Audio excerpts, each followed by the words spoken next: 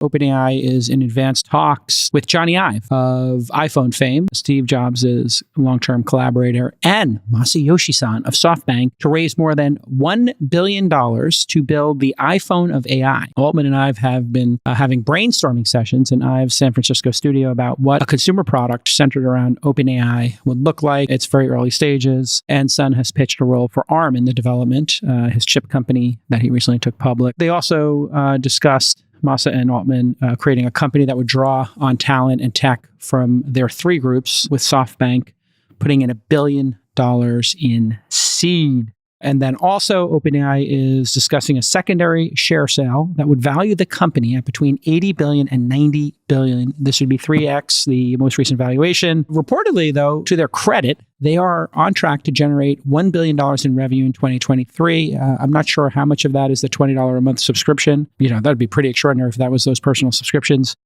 This would be a massive gain on paper for Microsoft. OpenAI is 49% owned by Microsoft. And Sam Altman has stated multiple times now that he has no equity, so he would be getting $0 of this. And of course, we know that OpenAI started as a non-profit before switching, and our friend Vinod Khosla told us very clearly that those are just details. What happened there, Chamath? Those are just details. Vinod is the GOAT. Sam is the closest thing that we have to an emergent mogul in tech. And the reason is because if everything sits on this substrate, you're going to need to get a license. You're going to want to get access to whatever developer program, whatever beta that OpenAI has. And so as a result, that's already happened, by the way. Well, I was just going to say, so he'll be in the catbird seat. So even if he doesn't have any equity in OpenAI, he'll just put his money into the best startups that it's like Y Combinator on steroids. By the way, I have a take on that whole claim that Sam doesn't own any part of OpenAI. All right, let's hear it. Well, go ahead, Columbo. Explain to us the details. There's one more thing there, ma'am. Well, you said you don't own any shares in OpenAI, but you started OpenAI. Right. Well, then who does? Yeah, that's the thing. What I think is really interesting about what OpenAI has done in its fundraising rounds is that each round has been a capped return model. So, explain what that is to the audience. 100x, right? Every round. I think some of the very early people got capped at 100x. I think maybe the $30 billion round was capped at 10x. So I think the $30 billion round is capped at a $300 million valuation, meaning if you're an investor, your shares go up in value till the company hits a market cap at $300 billion, and then basically you're effectively cashed out. It's like you bought a share, but sold a call back to the company at the $300 billion valuation. The movie industry works this way, right? You invest in a film, they tell you can make 3x and then it's over, right? Something like that. I've seen that in the independent film business. Yeah. Yeah. So in any event, I think people who invested like the $2 billion valuation were capped at like $100 billion.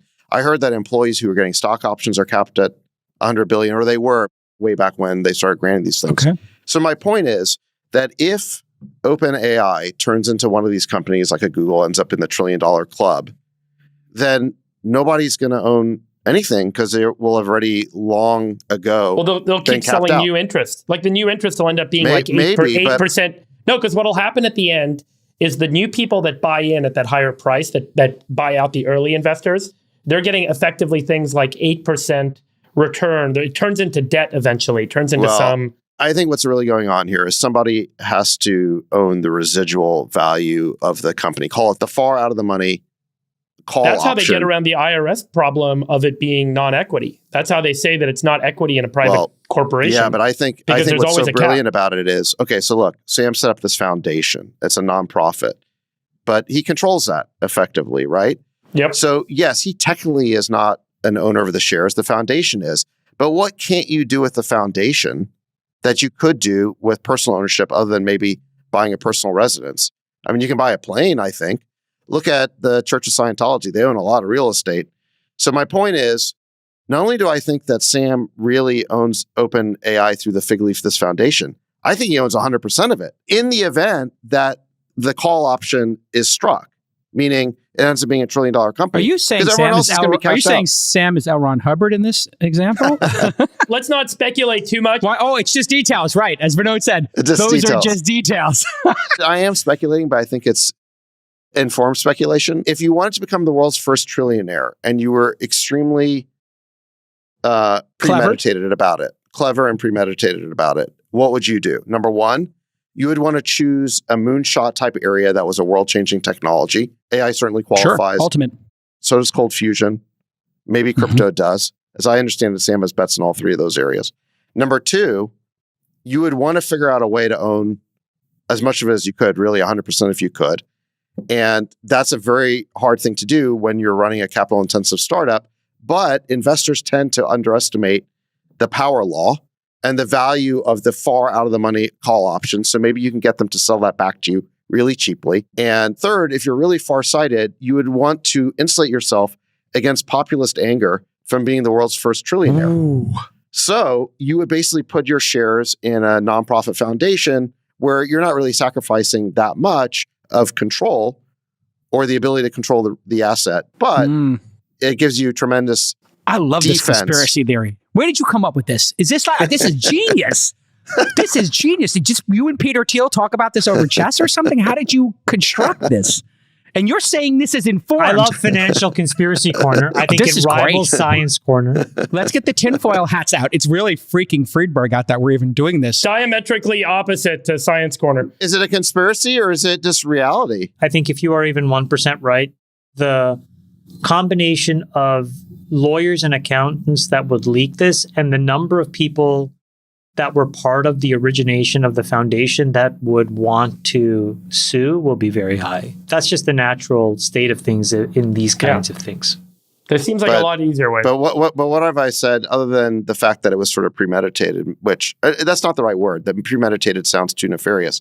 No. I'm just saying I'm just saying whenever money is made at this quantum and at that scale, everybody wants a piece because they know that that's their one shot. So I just think that it'll amplify the pressure for actors inside of those organizations to take their shot. And that's just going to be financially the right thing to do for a lot of people if what you're saying is true. We know the investments have been made under a cap return model. I think that's fact. That's fact, yes. We know the nonprofit foundation owns the shares. That's fact. And then just to put the 800-pound gorilla on the table, like, what's Elon thinking? Because he was the one that really got this thing off the ground because that critical investment made the whole thing come to life. He could have done this on his own.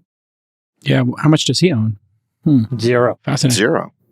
I mean, but after a lawsuit, how much does he own? I don't know. I'm just speculating.